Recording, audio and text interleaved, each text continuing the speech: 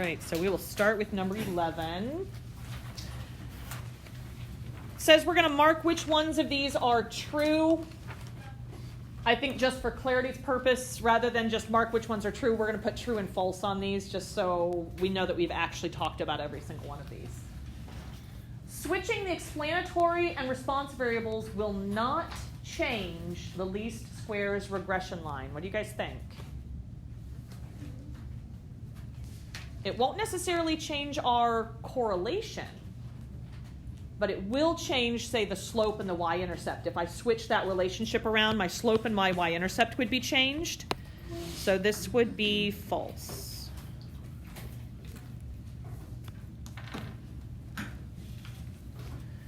The slope of the line is very sensitive to outliers in the x direction with large residuals. I feel like this is worded a little bit confusing. So to clarify, outliers in the x direction that have large residuals.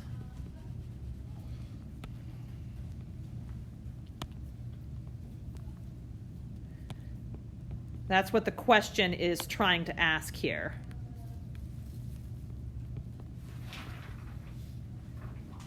If we have outliers that are very far out on either the positive x side or the negative x side, and these outliers have large residuals, do you think that that would affect the slope? Yes. This one is a true statement. So just to kind of illustrate, if I have a scatter plot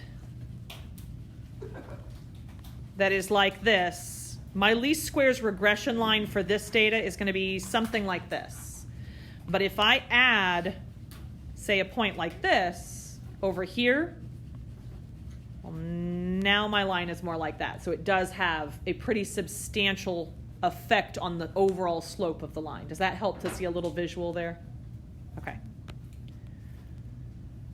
Third one down, a value of r squared close to 1 does not guarantee that the relationship between the variables is linear. Thoughts? If you have a very high r squared, does that mean that the relationship, the best model, is a linear model? No. So this would be a true statement. What it's telling me is that a very high r squared does not guarantee, and that is true. We can have a very high r squared, but when we analyze the residual plot, we might see a curved pattern to it. And then we'd say, okay, so a linear model's not bad. A quadratic model would be better, could make better predictions here. Correlation requires that there are clearly identified explanatory and response variables. And again, I don't really like the way this sentence is worded. What they're saying is that it is very clear which one is the explanatory and which one has to be the response. Do we have to know which one is the explanatory and which one is the response to be able to correctly identify correlation? No. We can switch around the explanatory and response, and if there's a correlation in one direction, there's going to be a correlation in the other direction. It's going to be the same correlation. So this is not true.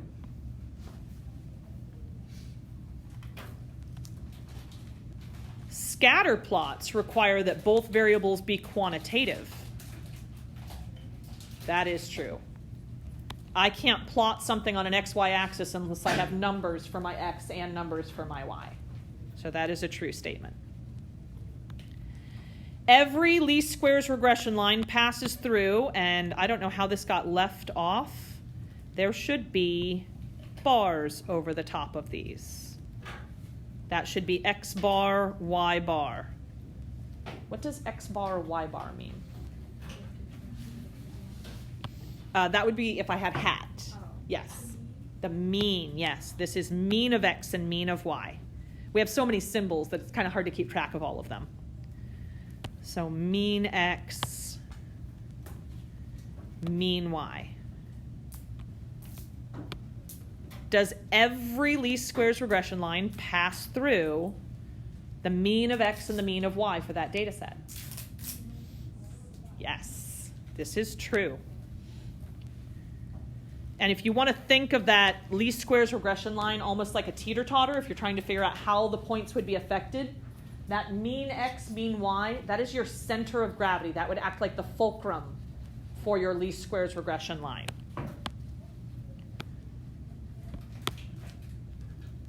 So this is the center of gravity.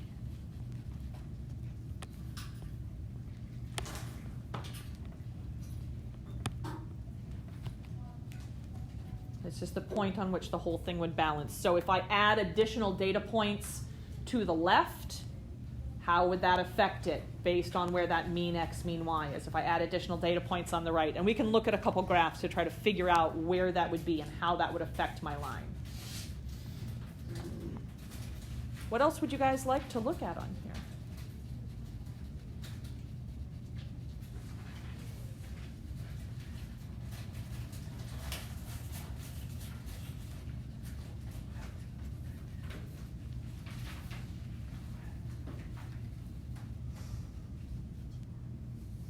You guys want to go and look at 14, because that kind of gives us a chance to analyze that last statement. All right. A food server records the total bill and the amount of the tip received by 6 individuals who dined alone. The scatter plot provides information about the server's tip amount. The dark line is the least squares regression line for the data and its equation. Describe what would happen to the least squares regression line if the circled point was removed. And if you guys didn't circle that on your own, it's because I didn't get that circled before I printed it, unfortunately. It's that bottom point down there, the lowest down left-hand point. Let's try to visually ballpark about where the mean of x and mean of y would be, because I want to kind of see where that center of gravity is, so that I know what would happen if I remove this point. Let's see, mean of y, here's my upper end, here's my lower end, so probably somewhere in there. Do you think that about splits the difference between my highs and my lows? Right, so that would be the mean of my y values.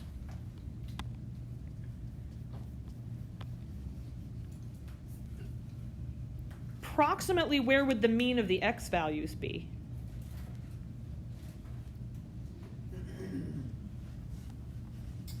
Ballpark. What looks like the average of my x values? 5.5? So right about there. I'm not being super precise, and I'm not calculating anything. I'm just from a visual perspective trying to look at what's the average for my x, the average for my y's. Do you guys see how that least squares regression line goes right through that point? So this point right here is x bar, y bar.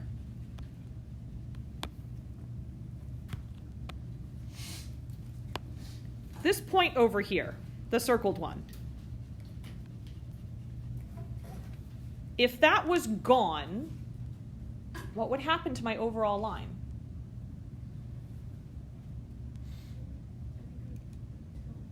It's going to tilt up a little bit more. That point is pulling it down, right? So if I removed that line, my y bar is going to increase, and so my whole slope is going to, this end is going to tip up, which is going to do what to this side of it? It's going to tip it down. Because again, this is my center of gravity here. So if the bottom end comes up, think about it like a teeter-totter. If somebody gets up off the side that's down on the ground, what happens to the other side of it? It goes down more. So how would I describe that overall effect to my slope? Slope decreases. Hi. Got it, thank you. All right, so the slope of the least squares regression line would decrease.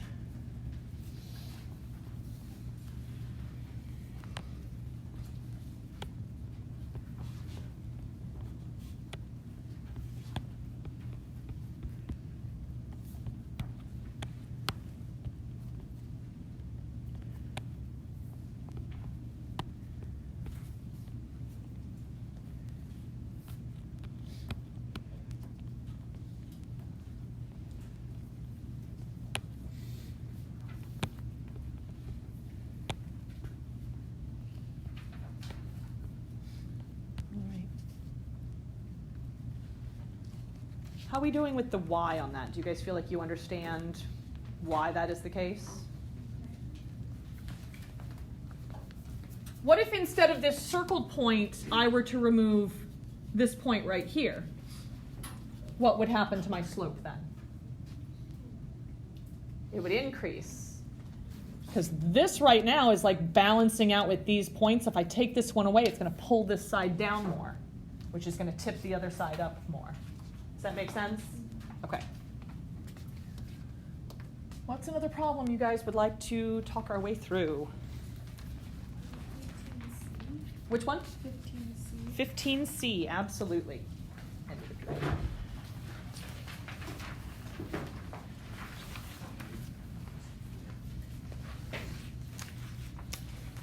Yeah, 15C, there were a couple things to look at. Why don't we walk our way through this one so that when we get to C, it makes sense. Are you guys okay with that?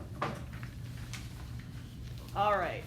Part A, describe what the scatter plot reveals about the relationship between traffic delays and the number of cars on the road. These variable names are wordy. What are they using as the explanatory variable?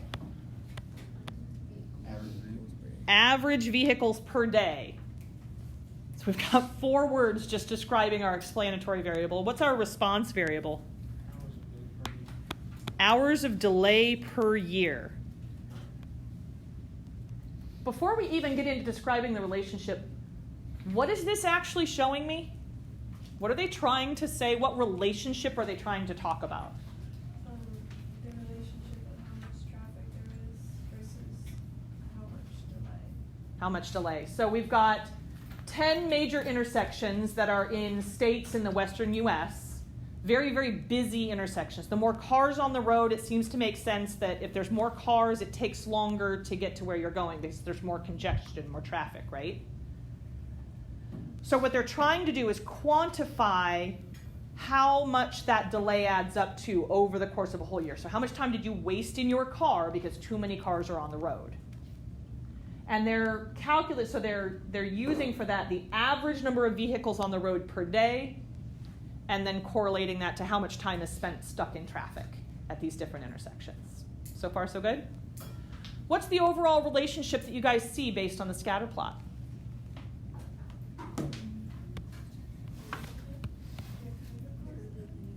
Kind of positive. I would say overall it does seem to have an upward trend as I look from left to right.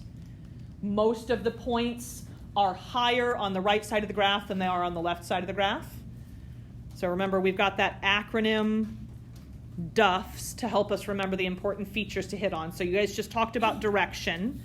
So it appears to be positive.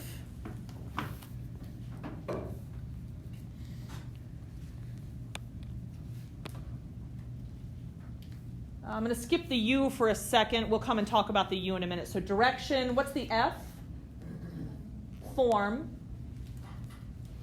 If you had to pick linear, exponential, quadratic, which one seems like the best fit? Linear. Probably linear. It doesn't appear to clearly be one of the others, so I'm going to go with linear. So a positive linear relationship. What's the S stand for again? Strength. Strength. How would you describe the strength of this? Both. It's moderately, I have to pick a side, moderately strong or moderately weak. Which one? I'd probably go with moderately strong on this one. And we can go down a little bit. We'll see the computer output for this, so we can kind of look at the R value. And we can always go back and clarify our answer based on that R value. So a positive, moderately strong,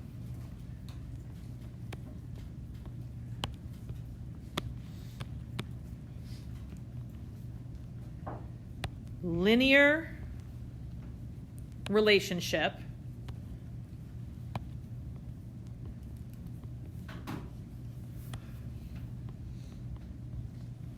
What do I always have to remember when I'm describing things? I don't just want DUFs, I also want context. So DUFs plus context. So I wouldn't just say a moderate or a positive, moderately strong linear relationship. I would say a positive, moderately strong linear relationship between, and then I'm going to talk about my explanatory and response variables so that I get that context in there. Between what? Yeah, and it doesn't matter which one you put first because we're just talking about this relationship. So the hours of delay per year and average vehicles per day.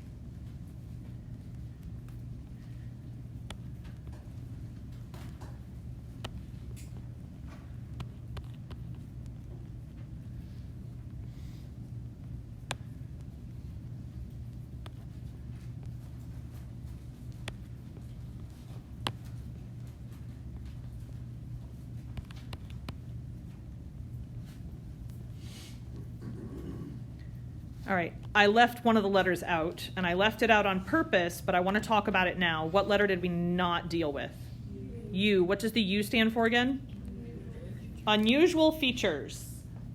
When you look at this scatter plot, are there any of the points on here that if you were just looking at this in a textbook, it shows up on a news program or in a magazine article, you'd be like, what's up with that one? Is there any points that stand out like that? I don't. If there was a point over here, maybe, because that wouldn't be kind of following our pattern, but as it stands now, there's nothing that I would point to and say, well, that's really odd. So there are no unusual features.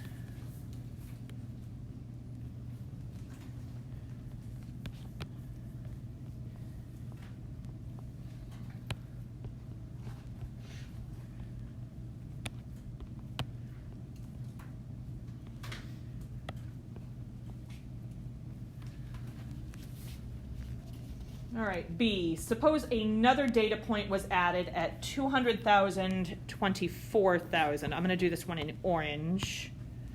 200,000, 24,000. So here-ish.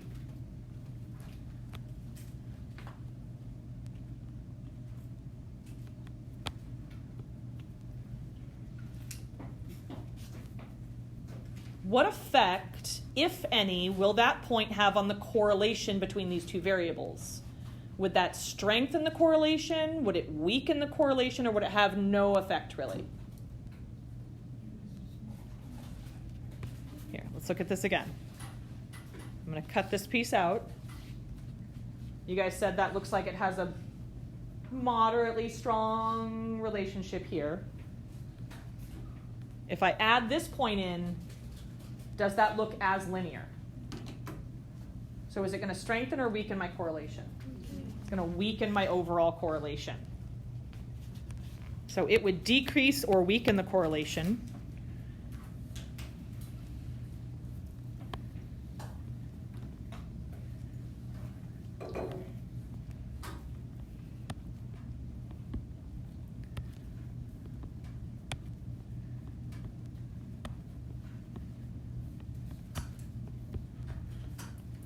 Between average vehicles per day and hours of delay per year.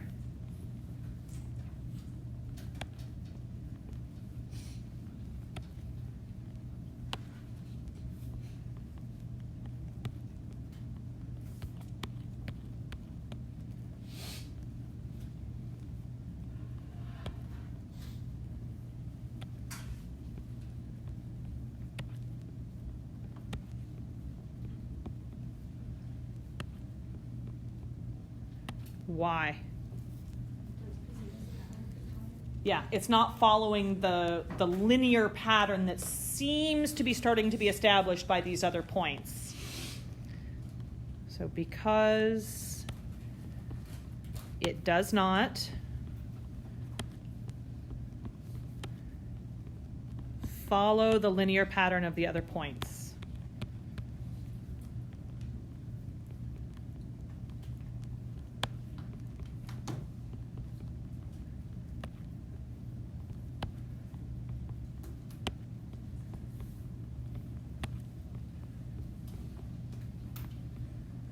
All right.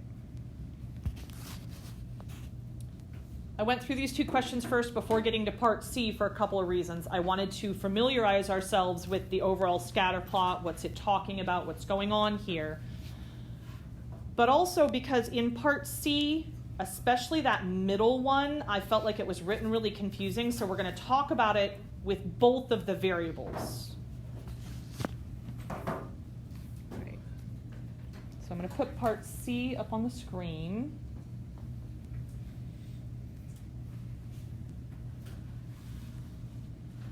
And I've got the scatter plot here as well for us. Looking at the circled point, so this guy right here, do you think the residual for that would be positive or negative? We don't have our least squares regression line in here, but I can kind of ballpark where I think-ish it would be. So if I was going to ballpark where our least squares regression line is, probably something like this.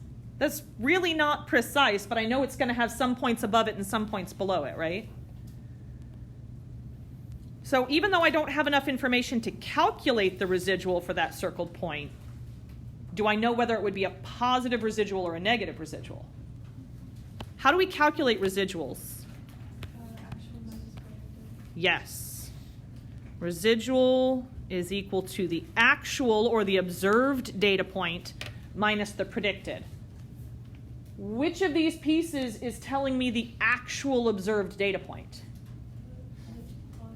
Yeah, this point right up here is my actual.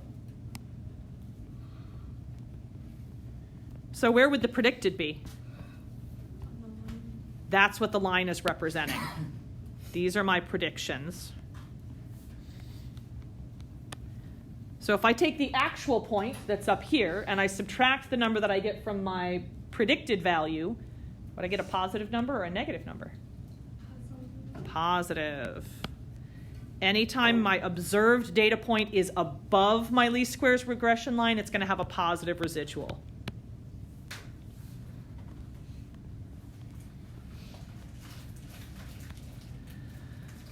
All right, number 2, if we use our least squares regression line to estimate the average vehicles, would our prediction overestimate or underestimate the observed average vehicles?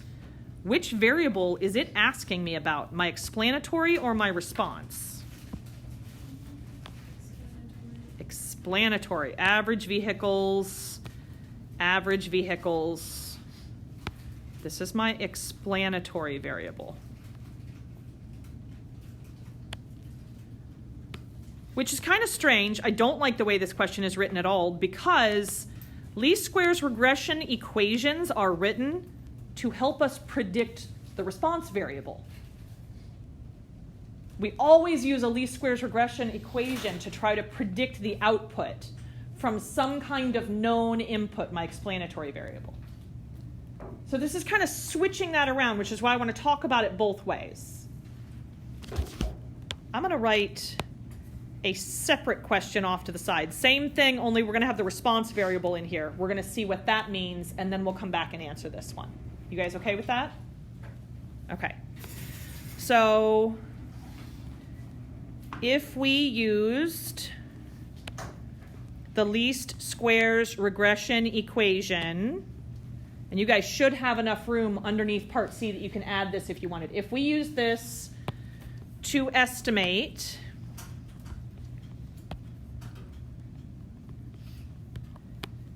the hours of delay per year,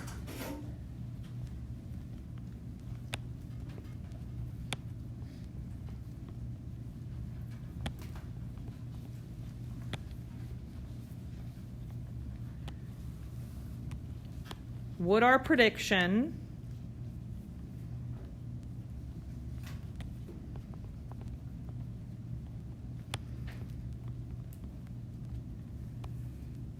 over or underestimate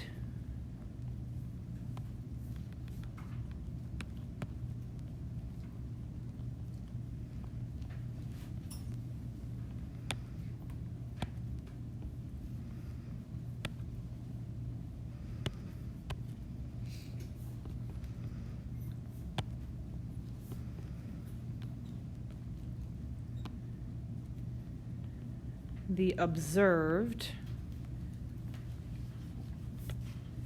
hours of delay per year?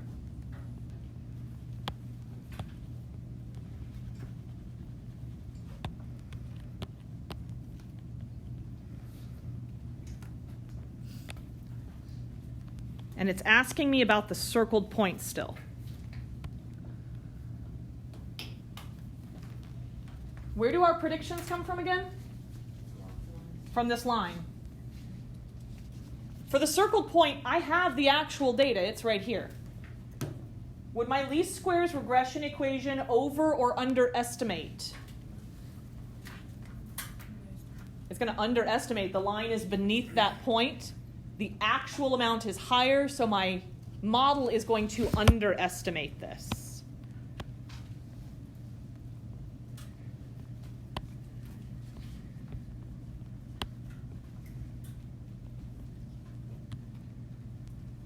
All right, so that's answering my version of the question, because again, we're always going to use our least squares regression equation to predict the response variable. Yes, Max?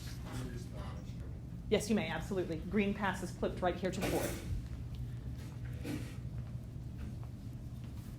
So this second point right here was kind of turning it around, and they're saying, what if I use, because again, we can switch our explanatory and response variables around in certain circumstances, correct?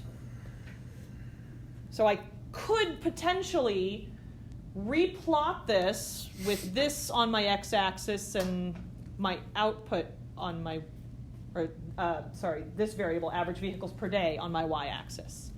I could still plot a scatter plot. It's going to have a slightly different appearance, but the correlation is going to be the same. This is really high on the y-axis, right? If I were to use that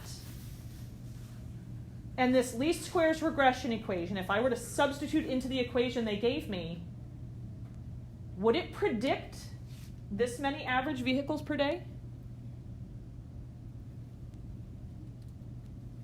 No.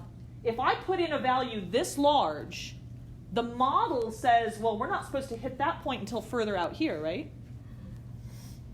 So if that's the case, if I switch around between my explanatory and response, would it be predicting a higher number of average vehicles per day or lower? Higher. It's going to predict higher because that line says I'm not going to hit that actual amount until out here, which would be further. Does that make sense? Yeah. Okay, again, I didn't like the way this one was worded at all, which is why I went and talked about the other one first. So the overestimate. It would be an overestimate for the way it was written.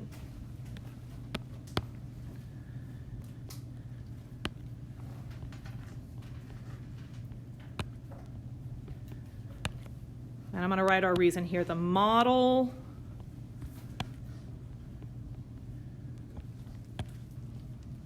won't get output that high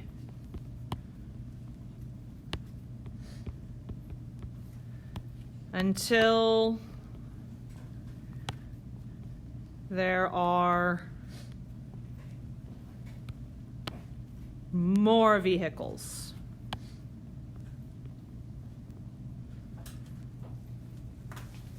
All right, last part of this question. If I were to remove this circled point, how would that change the slope? This is similar to 14 that we just looked at. If I were to remove this data point right here, how would that affect my overall least squares regression equation? It would decrease it, because right now this is kind of pulling my line up. If I take that down, if I take that away, it's going to tip down a little bit. So my slope is going to decrease.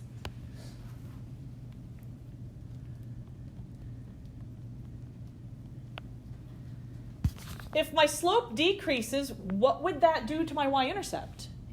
It's going to increase it. It's working like a teeter-totter here.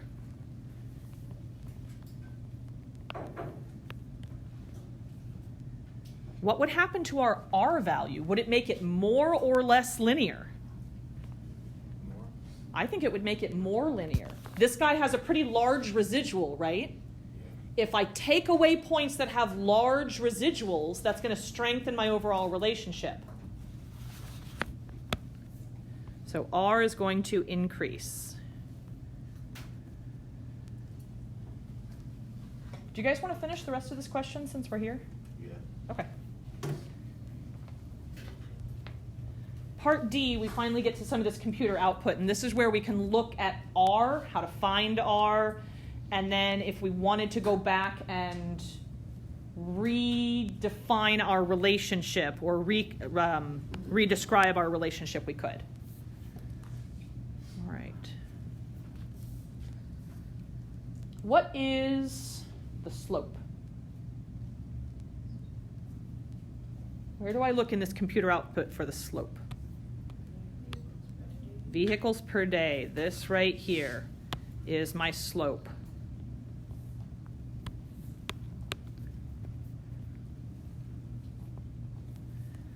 Very small, 0.07822.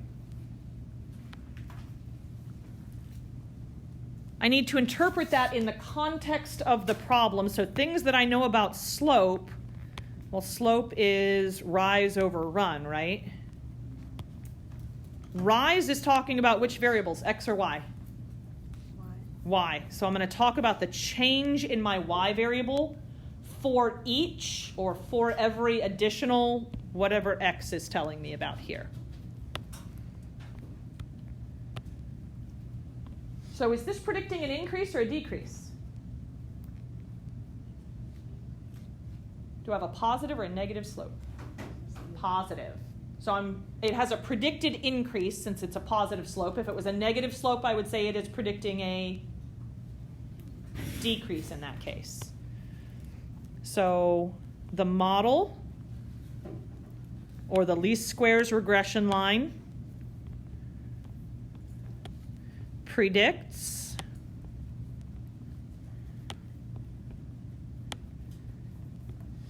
an increase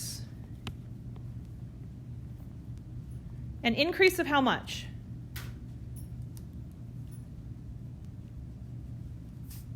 This is where I put that slope amount in.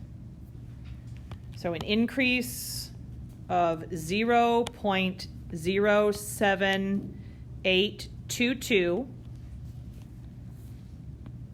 So again, this came from positive slope. And then here I actually write in the slope value. By the way, if I had a negative slope, I would not put negative here.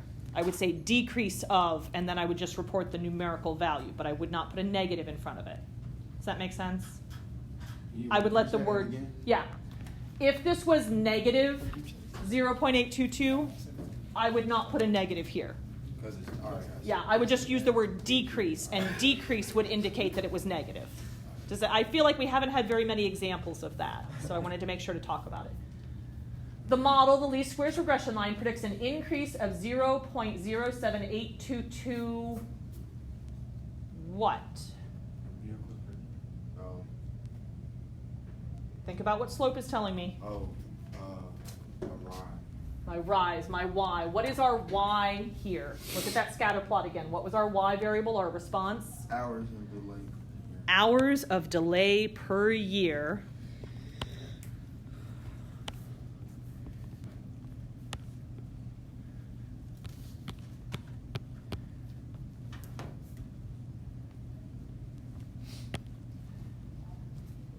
And then it's over my x. So this is for each, or for every, or for each additional.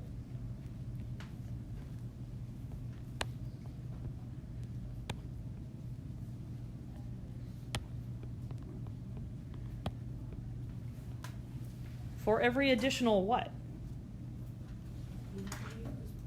Yes. For every additional average vehicle per day.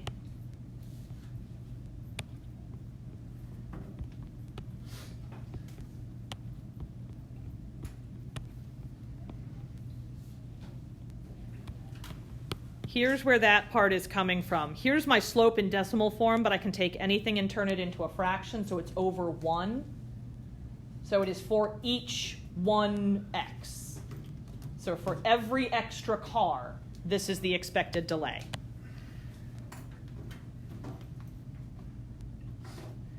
Please don't forget the line, or the word predicted. We're talking about the slope of the least squares regression equation. We're not talking about actual observed data. Write the equation of the least squares regression line. Define any variables used. If you write the words as part of the equation, you have done your defining there. If you use y hat and x, then off to the side you have to tell me what y and x mean. So what is our response variable here again? Hours of delay per year.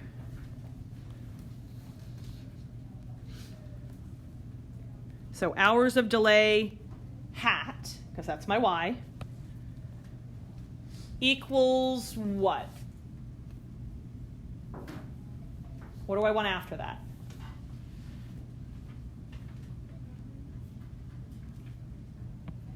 Right here, I want my y-intercept. And then after that, I want my slope. Where's the y-intercept? The constant. What was our constant? -3629. Plus or minus? Plus. Why plus? Because it's a positive slope. So plus 0.07822. After the slope, what do we put? Your explanatory variable. So in this case, that would be average vehicles per day.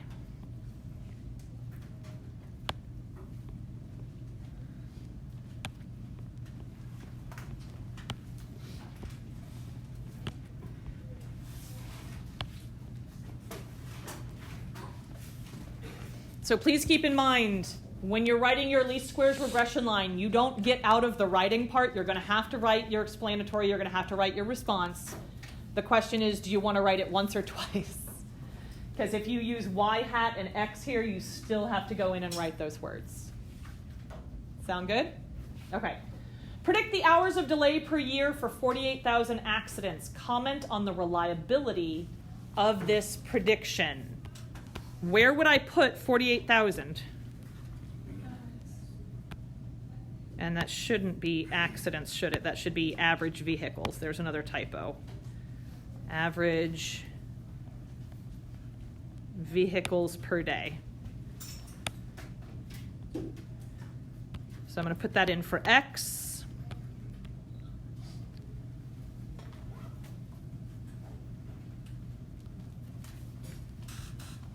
We're going to see what we get back.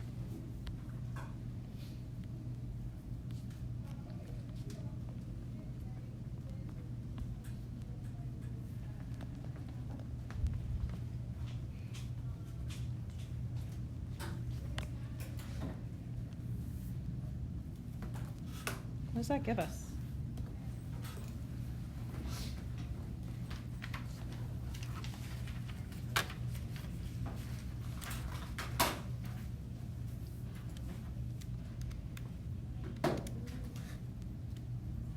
What do we get when we sub that in?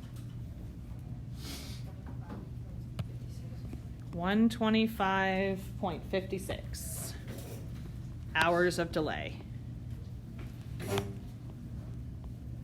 Do you think that's very reliable? No. Why not? That piece is really far away. Yeah, that point is really far away from all the other explanatory data that we have. There was one more thing I wanted to talk about, and it was about that R value. I don't have R, do I? But I have R squared. How could I find R if I know R squared? Take the square root of it. If I square root 0.486, I get 0.697. Anything more than 0.5 is going to fall more on the strong side than the weak side. So based on that R value, I would say this is moderately strong. One other thing very quickly about this R value. When you square root R squared, you have to decide whether it's positive or negative. How do we decide whether it's positive or negative for our R value? Slope. Slope. If you look at that correlation and it seems to have a positive trend, we have a positive slope, then it's going to be a positive R. If you have a negative slope, a negative trend to your data, then it's going to be a negative R value. But you have to assign it a positive or a negative value in order to use it. Yes, sir. Wait, so the R squared value, we don't square it? R squared is already Yeah, squared. so we just. So you would square root it to find R. Yes. Oh, that's what we did. Yeah, so anytime we have statistical output, this is straight up printout out of Minitab, which is statistical software. And they never report R, but they always give us R squared, so then we can get R from that. All right. Tomorrow, guys, as previously advertised, we're going to do a free response question, and then we'll debrief that thing entirely. I am not going to collect it for a grade, but I would hope that you put as much effort into it as possible so that you get the most out of the activity to prepare you for the test. Any time that we have left at the end of the class, I will go over any other questions that you guys want to see off the review. I will have all of my answers, all of my work posted today after school. All right?